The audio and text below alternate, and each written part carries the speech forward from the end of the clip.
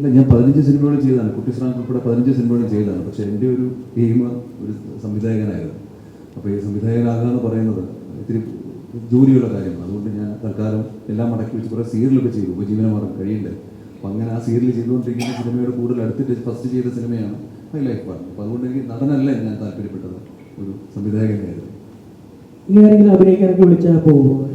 കുറച്ച് നല്ല 5 വർഷം ഒരു ബ്രേക്ക് എടുത്തിരുന്നു. എൻ്റെ ലൈഫിൽ നിന്ന് ബ്രേക്ക് എടുത്ത് സോഷ്യൽ മീഡിയ എൻ്റെ വീഡിയോ ചെയ്ത്, നമുക്കൊക്കെ അറിയാം ഫേസ്ബുക്ക് എനിക്ക് നല്ല പൈസയാണ്. അപ്പോൾ അങ്ങനെ അതിൽ നിന്ന് ഞാൻ സ്റ്റുഡിയോ ചെയ്തു. ഈ എബ്രഹാം ലിങ്കണോട് ഒരിക്കൽ ചോദിച്ചു, നിങ്ങൾക്ക് 6 മണിക്കൂർ തരുവാണെങ്കിൽ, മരം വെട്ടാൻ കാട് വെട്ടാൻ തരുകയാണെങ്കിൽ നിങ്ങൾ എന്ത് ചെയ്യുമെന്ന് ചോദിച്ചു. അപ്പോൾ അദ്ദേഹം പറഞ്ഞ ആദ്യത്തെ 4 മണിക്കൂർ എൻ്റെ ആയുധത്തിൻ്റെ മൂർച്ച വെട്ടുമെന്ന് പറഞ്ഞു. ബാക്കി 2 മണിക്കൂറെ ഞാൻ മരം വെട്ടുമെന്ന് പറഞ്ഞു. ഈ 5 വർഷത്തിന് എൻ്റെ ഒരു പ്രയത്നം കൊണ്ട് എൻ്റെ സൈലൻറ്റ് സ്റ്റുഡിയോയിൽ ഇരുന്ന് ഞാൻ ഒരു സിനിമ പ്രസൻറ്റ് ചെയ്തിട്ടുണ്ട്. ആ സിനിമ കഴിഞ്ഞ ദിവസം സെൻസറിങ് ബോർഡ് തടഞ്ഞു വെച്ചായിരുന്നു.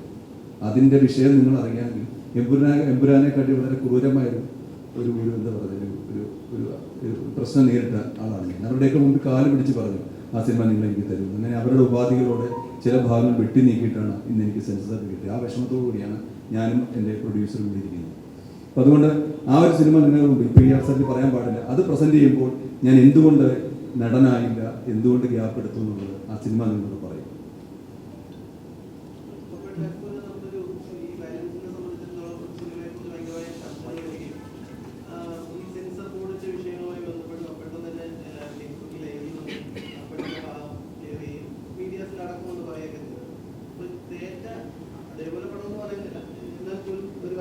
പ്രാധാന്യമുള്ളൊരു പടം എന്നുള്ള നിലയ്ക്ക് വരുമ്പോൾ ഈ പല കാര്യങ്ങൾക്കും വീണ്ടും മറുപടി പറയേണ്ടി വരും എന്ന് തോന്നുന്നുണ്ടോ?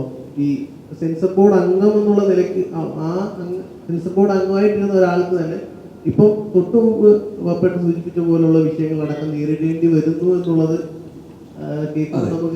നമുക്ക് ഒരു വയലന്റ് മൂവിയല്ല. അതൊരു വളരെ കുടുംബത്തിനെയും ആസ്വദിപ്പിക്കുന്ന തരത്തിലുള്ള ഒരു സിനിമയാണ്. പിന്നെ ഒരു സെൻസർ ബോർഡ് മെമ്പറായിരുന്ന നിലയിൽ ഒരു കാര്യം ഞാൻ പറയാം, അത് മീഡിയ നാളെ എന്നെ കുറ്റം പറഞ്ഞാലും പറയാം. സെൻസർ ബോർഡിൽ ഇരിക്കുന്ന റീജിയണൽ ഓഫീസിൽ ഇരിക്കുന്ന എൻ്റെ ഒരു ഡമ്മികളാണ്. അവർക്കായിട്ട് ഒന്നും ചെയ്യാൻ പറ്റില്ല. ഞാനും മെമ്പറായിരുന്നു. കാരണം അവരല്ല തീരുമാനിക്കുന്നത്. എൻ്റെ ഈ സിനിമ ഇവിടെ തടഞ്ഞത് ഇവിടുത്തെ സെൻസർ ബോർഡ് ഓഫീസറോ സെൻസർ ബോർഡ് മെമ്പേഴ്സോ അല്ല, ഏതോ ഹിഡൻ അജണ്ടയിൽ പ്രവർത്തിക്കുന്ന കുറേ മനസ്സുകൾ മാത്രമാണ്. അതുകൊണ്ട് ഏത് സിനിമ ഇവിടെ വന്ന് ഇപ്പം മാർക്കോ ഇവിടെ നിന്നല്ല എന്ന് തോന്നുന്നു അതിൻ്റെ ഫൈനൽ സെൻസർ കിട്ടിയത്. ആടുജീവിതം എന്നൊരു സിനിമ ഫൈനൽ സെൻസർ സർട്ടിഫിക്കറ്റ് ഇവിടെ നിന്നല്ല. അപ്പോൾ ഇവിടെ ഇരിക്കുന്ന കുറേ ഡമ്മികൾ മാത്രമാണ് റീജിയണൽ ഓഫീസിൽ ഇരിക്കുന്നത്. അവരുടെ വാക്കിനോ അവരുടെ തീരുമാനങ്ങൾക്കോ യാതൊരു വിലയില്ല. അതിൻ്റെ ഭാഗമായ ഒരാളെന്ന് തന്നെ പറയാം. പക്ഷെ തേറ്റ അങ്ങനെയല്ല. തേറ്റ ക്ലീനായിട്ട് UA 13+ സർട്ടിഫിക്കറ്റ് കിട്ടിയ ഒരു സിനിമയാണ്. അതായത് 13 വയസ്സിന് താഴെയുള്ള ആ കുട്ടികൾക്ക് മാതാപിതാക്കളൊപ്പം ഇരുന്ന് സിനിമ കാണാൻ ഒരു സർട്ടിഫൈ ചെയ്തതാണ് അത്. അതിനകത്ത് ഇതൊരു കുടുംബ പശ്ചാത്തലത്തിൽ കാണേണ്ട ഒരു സിനിമയാണ്. അത്രമാത്രം കാണേണ്ട അല്ലെങ്കിൽ അറിയേണ്ട ഒരു സിനിമയാണ്. എമ്പുരാന്റെ വിവാദം വെറുതെയാണെന്ന് ഞാൻ പറയുന്നില്ല. എമ്പുരാന്റെ വിവാദം ശരിയായിരിക്കാം, അത് അതിനെക്കുറിച്ച് ഖണ്ഡിക്കുകയല്ല. പക്ഷെ എമ്പുരാൻ എന്തുകൊണ്ട് ഇവിടെ നിന്നും സെൻസറിങ് തടഞ്ഞില്ല, എന്തുകൊണ്ട് പിന്നീട് അത് മാറ്റിയെന്നുള്ളത് നമുക്കൊക്കെ അറിയാവുന്ന വിഷയമാണ്. അതിനെക്കുറിച്ച് പറഞ്ഞിട്ട് കാര്യമില്ല. എമ്പുരാനെക്കാട്ടുള്ള രൂക്ഷമായ പ്രശ്നമാണ് ഞാനിപ്പോൾ ഫേസ് ചെയ്തത്. ഏകദേശം അതിനപ്പുറത്തേക്ക് രൂക്ഷമായ പ്രശ്നമാണ്. അത് ഞാൻ കണ്ടത് ഈ റീജിയണൽ ഓഫീസിൽ നിന്ന് നടന്ന പ്രശ്നമൊന്നുമല്ല. എനിക്കൊന്നും ആ വിഷയത്തിൽ നിന്നും മാറില്ല. കാരണം ഇത് നമ്മൾ തേറ്റയുടെ പ്രൊമോഷനാണ്. അല്ലല്ല, അത് ടോക്കൺ നമ്പർ എന്നാണ് സിനിമയുടെ പേര്. അത് ഏതനയോട് ഞാൻ എൻ്റെ ഫേസ്ബുക്ക് പോസ്റ്റിൽ ഒരു ദിവസം കണ്ണു നിറഞ്ഞൊരു പോസ്റ്റ് ഇട്ടുണ്ടായിരുന്നു. അത് കാരണം എനിക്കത് കൂടുതൽ പറയണമെന്നുണ്ട്. കാരണം ഞാൻ ഒരു പക്ഷേ അത് പറഞ്ഞു പോയാൽ ഇപ്പോൾ ഇവിടെ സൊസൈറ്റിയിൽ ഒരു വലിയ സ്പ്ലിറ്റ് ഉണ്ടാവും. അതുകൊണ്ട് മാത്രം ഞാൻ വിളിച്ചു വെച്ചതാണ്. കാരണം അതെൻ്റെ ഒരു ആവശ്യമാണ്. എൻ്റെ ദയനീയാവസ്ഥ അല്ലെങ്കിൽ നിസ്സഹായാവസ്ഥ എന്നൊക്കെ പറയാൻ പറ്റും. രാഷ്ട്രീയ ഇടപെടലുകളല്ല, ചില മനുഷ്യരുടെ എന്ന് പറഞ്ഞാൽ കേന്ദ്ര ഗവൺമെന്റിനെ സൂചിപ്പിക്കാൻ വേണ്ടി ചില ഓഫീസുകളിൽ ഇരിക്കുന്ന ചിലരുടെ ഇടപെടലുകളുണ്ട്. ഞാൻ അത് ചെയ്താൽ ഞാൻ നല്ലൊരു ഓഫീസറാകും, നല്ലൊരു മിടുക്കനായ ഒരു ജോലിക്കാരനാകും എന്നൊക്കെയുള്ള ഒരു തോന്നലായിരിക്കും, ആരുടെയൊക്കെ പ്രവൃത്തിയായിരിക്കും. അതൊരിക്കലും ഭരണപക്ഷത്തെയോ അല്ലെങ്കിൽ ഒരു ഗവൺമെന്റിനെ അല്ല പോയിന്റ് ചെയ്യുന്നത്. തീർച്ചയായിട്ടും ഞാൻ പറയുന്നത് അഭിപ്രായ സ്വാതന്ത്ര്യം ഇല്ലാത്തൊരു നാട്ടിൽ കൂടാണ് നമ്മൾ കടന്നു പോകുന്നത്. അഭിപ്രായ സ്വാതന്ത്ര്യം ആർക്കാണുള്ളത്? ഇപ്പൊ മാർക്കോ എന്നൊരു സിനിമ വളരെ മോശമാണ്. ഒരു വയലൻസ് സിനിമ ഇറങ്ങിക്കഴിഞ്ഞാൽ അത് സമൂഹത്തെ വഴിതെറ്റിക്കുമെന്ന് പറയുമ്പോൾ ഒരു കയ്യിൽ ഒരു വിഷക്കുപ്പിയും ഒരു കയ്യിൽ ഒരു തേൻകുപ്പിയും ഒരു കുഞ്ഞിൻ്റെ കൊടുത്തിട്ട് നീ കുടിക്കാൻ പറഞ്ഞാൽ ആ കുഞ്ഞൊരിക്കലും വിഷം കുടിക്കില്ല. നമ്മൾ ഇറങ്ങാൻ പോകുന്ന സിനിമയോ മാധ്യമത്തെ അല്ല ചോദ്യം ചെയ്യേണ്ടത്. നമ്മുടെ വീടുകളിൽ കുട്ടികളെ വളർത്തുമ്പോഴാണ് ശ്രദ്ധിക്കേണ്ടത്. ഒരു മാധ്യമ സാക്ഷരത പറഞ്ഞു കൊടുക്കണം. നീ ഇന്നത് കാണുമ്പോൾ പലർക്കും പലതുപോലെ കൈ വലിക്കുന്ന കുട്ടി എന്തുകൊണ്ട് ഒരു മോശം സിനിമ കണ്ട് പഠിച്ചിട്ടെന്ന് ചോദിച്ചാൽ ആ വളർത്തു ദോഷം തന്നെ. അതുകൊണ്ട് ഒരു സിസ്റ്റത്തെ അല്ല വഴി പറയേണ്ടത്, നമ്മൾ നമ്മളിലേക്ക് തിരിഞ്ഞു നോക്കണം. ഒരു വയലൻസ് സിനിമയെ ഒരു സൊസൈറ്റിയെ മോശമാക്കുന്നില്ല. എവിടെ മോശമാക്കുന്നുണ്ട്? നമ്മുടെ മെന്റാലിറ്റിയിൽ നമ്മൾ എങ്ങനെ ആക്കി വിടുന്നത്. വേടന്റെ പാട്ട് കേട്ടിട്ട് ഒരാൾ കഴിച്ചു പോകുന്നുണ്ടെങ്കിൽ വേടനിലേക്ക് അട്രാക്ട് ചെയ്യാൻ പറ്റിയ ഒരു സമൂഹത്തെ, ഒരു കുട്ടിയെ ഞാൻ വളർത്തിയെടുക്കുന്നുണ്ടായിരിക്കാം, ഒരു സമൂഹത്തെ സൃഷ്ടിക്കുന്നുണ്ടായിരിക്കും. അതുകൊണ്ടായിരിക്കും വേടനിലേക്ക് കൊടുങ്കാറ്റ് പോലെ കുട്ടികൾ പാഞ്ഞു പോകുന്നത്. അതുകൊണ്ടായിരിക്കും ഒരു സോഷ്യൽ മീഡിയയിലെ ഒരു വ്യക്തിയിലേക്ക് അദ്ദേഹം നിയമത്തിന്റെ പരിധി വന്നു അദ്ദേഹത്തിലേക്ക് പോകുന്നത് ആ കുട്ടിക്ക് അസ്വാതന്ത്ര്യം എവിടെ അനുഭവിക്കുന്നുണ്ടായിരിക്കും. ഞാൻ പറയുന്നത് ഈ വിഷയം നമുക്ക് ഇവിടെ നിർത്താൻ, കാരണം ഇത് തേറ്റയാണ്, ഇത് ഞാനോ എൻ്റെ ചിന്തകളോ അല്ല. തേറ്റ നല്ല സിനിമയാണ് കേട്ടോ, അത് വളരെ നല്ല സിനിമയാണ്. അതുകൊണ്ടാണ് ഞാൻ ഓടി ഇവിടെ എത്തിയത്.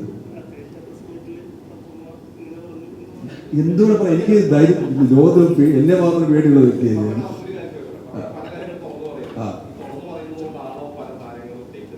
തരണ്ട, എന്നിലൊരു ക്രിയേറ്റർ ജീവിച്ചിരിപ്പുണ്ടെങ്കിൽ ആദ്യ സിനിമയിൽ ഒരു വലിയൊരു കഥാപാത്രത്തിനെ സൃഷ്ടിക്കാൻ വേണ്ടിയാണ് ഒരു നടൻ ആ വർഷം എന്നെ ഒഴിഞ്ഞു പോയത്. പക്ഷെ ആ വർഷം അവാർഡ് നേടിയത് അദ്ദേഹത്തോട് മത്സരിച്ച ഞാൻ കൊണ്ട് നടൻ തന്നെയാണ്, അല്ലേ സുദേവ്. അദ്ദേഹത്തോടൊപ്പം മത്സരിച്ച ആ നടൻ ആ സിനിമയിൽ നിന്ന് ഔട്ടായി പോകാൻ ചെയ്തു. അത് നമ്മുടെ കോൺഫിഡൻസ് അല്ലേ, നമ്മളല്ലല്ലോ എല്ലാം ചെയ്യുന്നത്. കാലം എന്ത് ചെയ്യുന്നു നമ്മൾ അനുസരിക്കും, നമ്മളൊക്കെ ടൂൾസ് മാത്രമാണ്. ഈ സംവിധാനം ചെയ്യാൻ നടന്നിട്ട് ഒരുപാട് ബുദ്ധിമുട്ടുകൾ അനുഭവിക്കുന്നുണ്ട്. എപ്പോഴെങ്കിലും ഇനിയിപ്പോ ഞാൻ എല്ലാ സംവിധായകരും സംവിധാനം ചെയ്യാൻ പറ്റാതെയാവാം അഭിനയത്തിലോട്ട് തിരിയുന്ന സമയമാണ്. എപ്പോഴെങ്കിലും അതുപോലെ ഒരു ഓപ്പണിംഗ് ആണ് രോഹിത് സാറിന്റെ നിവേദനത്തിലൂടെ കിട്ടിയത്. അപ്പൊ ഇനി പിന്നെ പൂർണ്ണമായിട്ടും അഭിനയത്തിൽ പോകാൻ എപ്പോഴെങ്കിലും അങ്ങനെ ചിന്തിച്ചിട്ടുണ്ടോ? ഇല്ല, ഇപ്പൊ 19 വയസ്സായി, ഇനി എൻ്റെ അവസാന ശ്വാസം വരെ എന്തെങ്കിലും ലോകമറിയുന്ന ഒരു സിനിമ ചെയ്യുന്നൊരു പ്രതീക്ഷയോട് ജീവിക്കുക. നടന്നില്ലെങ്കിൽ അന്ന് മരിച്ചു വീഴാമോ? അരങ്ങൊഴിയുന്ന മനുഷ്യരെ പോലെ ഞാനും ഇല്ലാതായി പോകട്ടെ, അന്ന് വരെ ജീവിക്കാൻ പറ്റും. ലോഹിത് സാർ ഇവിടെ വന്ന് 16 വർഷമാണ്. ഇപ്പോഴും ലോഹിത് സാറിന്റെ എന്തെങ്കിലും ഒരു ഉപദേശം ഇപ്പോഴും മനസ്സിൽ ഒരു ധൈര്യം പോലെ? ലോഹിത് സാർ എന്നോട് പറഞ്ഞു, ഒരുപക്ഷെ ഞാൻ അടയാളപ്പെടുത്തുന്നത് എൻ്റെ മരണശേഷമായിരിക്കുന്നു. വായിക്കപ്പെടാതെ പോയ, പറയപ്പെടാതെ പോയ ഒരു സംവിധായകനാണ് ലോഹിത് സാർ. ലോഹിത് സാറിന് പകരം വയ്ക്കാൻ പറ്റുന്ന ഒരാൾ പോലും നിലവിലില്ല. അദ്ദേഹത്തിന്റെ നിഴലിനെ പറ്റി ജീവിച്ച ഒരുപാട് സംവിധായകരുണ്ട്, അവരുടെ പ്രഭാവവും കെട്ടിരിക്കുകയാണ്. അപ്പം ഹീറോ ലോഹിത് സാർ തന്നെയാണ്. അപ്പം അദ്ദേഹം എന്നെ ഇപ്പോഴത്തെ ആൾക്കാർ ചെയ്യുന്ന ഒരു സിനിമയെ മാർക്കറ്റ് ചെയ്യാൻ ഒരു സിനിമയ്ക്ക് വേണ്ടി ലോഹിത് സാർ നടന്നിട്ടില്ല. നമുക്കൊക്കെ അറിയാം അല്ലേ, അദ്ദേഹം എഴുതി അദ്ദേഹത്തിന്റെ സിനിമ നമുക്ക് തന്നിട്ട് പറയാണ് നിങ്ങൾ തീരുമാനിക്കുക സിനിമ എന്താണെന്ന്. ലാൽ സാറും മമ്മൂട്ടി സാറും ഒക്കെ ഇന്ന് ആ താരപ്രഭയിൽ നിൽക്കുന്നതിന്റെ വേരുകൾ ഉറപ്പിച്ചത് ലോഹിത് സാറിനെ പോലെ എഴുത്തുകാർ തന്നെയാണ്.